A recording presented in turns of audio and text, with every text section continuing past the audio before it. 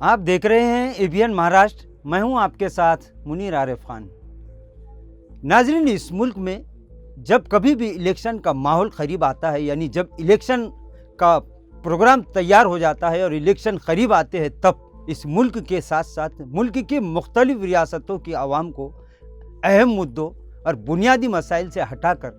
कुछ झमेलों की तरफ और कुछ मुतनाज़ा मुद्दों की तरफ फेरने की कोशिश तमामी सियासी पार्टियों की जानिब से शुरू कर दी जाती है। नाजरीन, ये सिलसिला तो गुज़िश्ता 70 सालों से इसी तरह से चलता आ रहा है और अवाम के जो बुनियादी और अहम मसाइल है वो लगातार पिछले 70 सालों से जू के तू बरकरार है। खैर, ये सिलसिला तो इसी तरह से जारी है और अगर अवाम और वोटर्स अगर होश में ना आए तो ये सिलसिला आइंदा कई दहाइयों तक भी इसी तरह से चलता रहेगा। खैर, महाराष्ट्र की सियासत की अगर बात की जाए तो पिछले लोकसभा इलेक्शन से पहले ही से, यानी गुज़िश्ता 1-1.5 साल से महाराष्ट्र के अवाम की पूरी तवज्जो एक ऐसे मुद्दे पर लाकर खड़ी कर दी गई है कि जिससे अवाम बाहर निकलने के लिए अगर चाहे भी तो नहीं निकल पा रहे हैं। नाजरीन, इस वक्त गुज़िश्ता 1-1.5 साल से महाराष्ट्र में रिजर्वेशन का मामला तमामी मीडिया और सोशल मीडिया की सुर्खियों में बना हुआ है। मराठा समाज अपने समाज के रिजर्वेशन के लिए सड़कों पर उतर चुका है, तो वहीं ओबीसी समाज ये दावा कर रहा है कि इनका रिजर्वेशन किसी हाल में हुकूमत नहीं दे सकती। नाजरीन, ये मामला अदालत तक भी पहुंचा, लेकिन अब चूंकि फिर एक मरतबा महाराष्ट्र में असेंबली इलेक्शन की बुगुल बज चुकी है, लिहाजा अब फिर इस मामले को मजीद तूल देकर आवाम की दिशा गुल करने की साजिशें भी शुरू हो चुकी है। लेकिन नाजरीन, चाहे कोई भी समाज हो, चाहे मराठा समाज हो, ओबीसी में आने वाले तमामी समाज हो, लिंगायत समाज हो, या फिर जो भी समाज अक़लियती कहलाता है, यानी जो माइनॉरिटी समाज है, वो अपने इस रिजर्वेशन के मामले को लेकर गुज़िश्ता कई दहाइयों से हुकूमतों से गुहार लगा रहे हैं, रास्तों पर एहतजाज हो रहे हैं, आंदोलन हो रहे हैं। मराठा समाज और ओबीसी समाज के अलावा कई समाजों के नौजवानों ने अपने समाज को रिजर्वेशन दिलाने के लिए यहाँ तक कि मौत को भी गले लगा लिया, लेकिन मामला जू का तू अब भी बरकरार है। नाज़रीन, महाराष्ट्र में लोकसभा इलेक्शन से पहले मराठा समाज ये ऐलान कर चुका था कि बरसरे इख्तिदार पार्टियों को मराठा समाज से नाइंसाफ़ी की सज़ा दी जाएगी। लेकिन जब इलेक्शन के नतीजे सामने आए तो ये सारा मामला सियासी मुद्दा साबित हुआ। नाजरीन, ये अलग बात है कि मराठा समाज के जो मुस्तहिक लोग हैं, जो गरीब लोग हैं, उन्हें रिजर्वेशन हर हाल में मिलना चाहिए, ये उनका कानूनी, दस्तूरी और जमहूरी हक़ है। लेकिन सवाल ये है कि दूसरे समाजों को आखिर इंसाफ कब मिलेगा। नाज़रीन, इलेक्शन से पहले मराठा समाज की जानिब से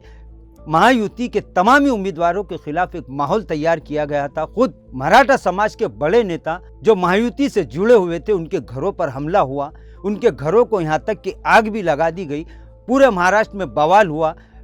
यहाँ तक कि पुलिस पर भी हमला हुआ, लाठीचार्ज हुआ, फायरिंग हुई, सब कुछ हुआ, लेकिन ये मामला हल नहीं हो सका। लेकिन जब इलेक्शन का नतीजा सामने आया तो आप इस बात का अंदाज़ा लगाइए कि मराठा समाज ने अपने समाज की सियासी ताकत को बढ़ाने के लिए, अपने समाज का सियासी पावर दिखाने के लिए और अपने समाज के सियासी, माशी और तालीमी मैदान में बेदारी का सबूत देने के लिए जो काम किया, उस पर मराठवाड़ा के तमामी मुसलमानों की भी नज़र दौड़ाने की ज़रूरत है। नाज़रीन, मराठवाड़ा की हद तक अगर बात की जाए तो मराठवाड़ा की 8 लोकसभा सीटों पर जो नए खासदार, यानी जो नए मेंबर ऑफ पार्लियामेंट मुंतखब हुए हैं, चाहे वो फिर किसी भी सियासी पार्टी से ताल्लुक़ रखते हो, लेकिन उनका समाज मराठा समाज है। यानी मराठा समाज ने सबसे पहले इस बात पर फोकस किया कि हमें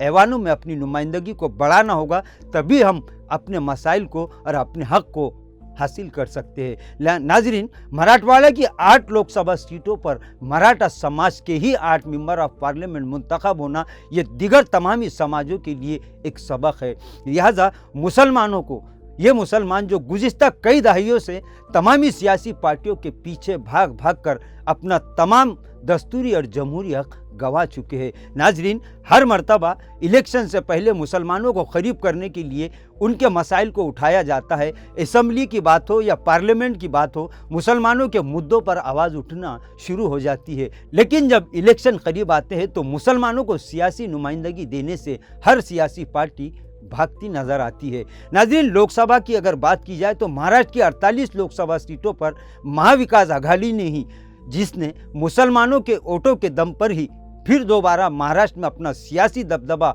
वापस लाया है, उस महाविकास आघाड़ी ने 48 लोकसभा सीट में से एक भी ऐसा मुस्लिम उम्मीदवार शायद उन्हें नज़र नहीं आया कि जो मुसलमानों की यानी अपनी कौम और अपनी समाज की नुमाइंदगी के लिए ऐवान पार्लियामेंट में पहुँचे। खैर, ये मामला तो ख़त्म हो गया, लेकिन अब फिर एक मरतबा आइंदा 2-3 महीनों बाद महाराष्ट्र में असेंबली के इलेक्शन होने जा रहे हैं। अब मुसलमानों को कम से कम अब इस मरतबा अपने लिए नहीं, आने वाली नस्लों के बेहतर और रोशन मुस्तकबिल के लिए नींद से बेदार होना होगा। नाजरीन, महाराष्ट्र की 288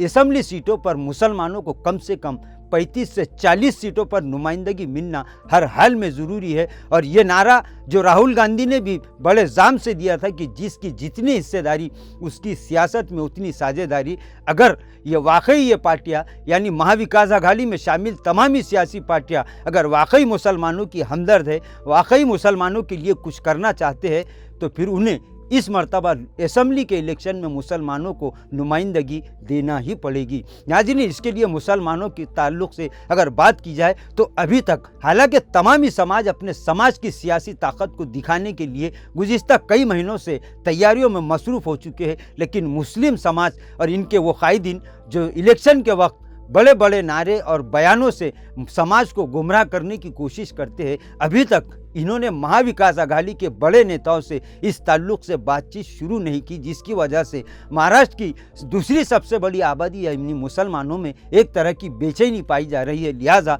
अब तमाम बड़े मुस्लिम नेताओं को, कायदीन को, चाहे वो सियासी हो, समाजी हो, मजहबी हो, मिली हो, तमाम कायदीन को अभी से इस मामले पर बेदार होने की ज़रूरत है। महाविकास आघाड़ी में शामिल तमामी जिम्मेदारान से दो टोक बात कीजिए। महाराष्ट्र की 288 असेंबली सीटों में से कम 35 से 40 असेंबली सीटों पर मुसलमानों को नुमाइंदगी मिलनी चाहिए और उन्हें मुंतखब करना जहां मुस्लिम समाज की और बिरादरान वतन की जिम्मेदारी है, वहीं इन सियासी पार्टियों और उनके बड़े नेताओं की भी जिम्मेदारी है कि वो जो गुज़िश्ता कई दहाइयों से मुसलमानों के वोट हासिल कर के इस ओहदे पर पहुँचे हैं, अब उनकी ये इंसानी और समाजी जिम्मेदारी है कि वो मुसलमानों को सियासी नुमाइंदगी में कामयाब करने के लिए अपना सियासी फ़र्ज़ अदा करे। नाजरीन, मराठा समाज, ओबीसी समाज और तमामी समाज हुकूमत की आंखों में आंखें डालकर अपने मसाइल पर बात कर रहे हैं, लेकिन मुस्लिम समाज और इनके कायदीन अब भी सिर्फ दीगर समाजों की कहानियां सुना कर मुसलमानों को बेवकूफ़ बना रहे हैं। लिहाजा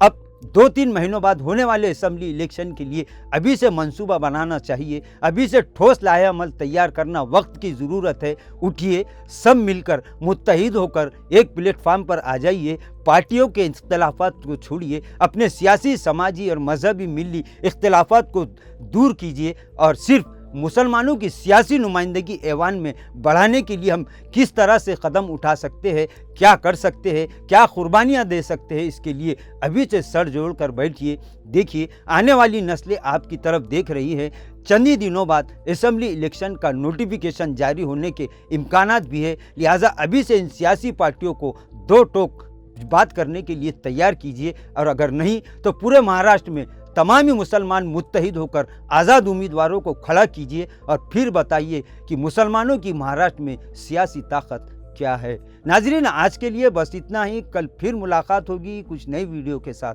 तब तक के लिए हमें इजाज़त दीजिए। अल्लाह हाफिज़।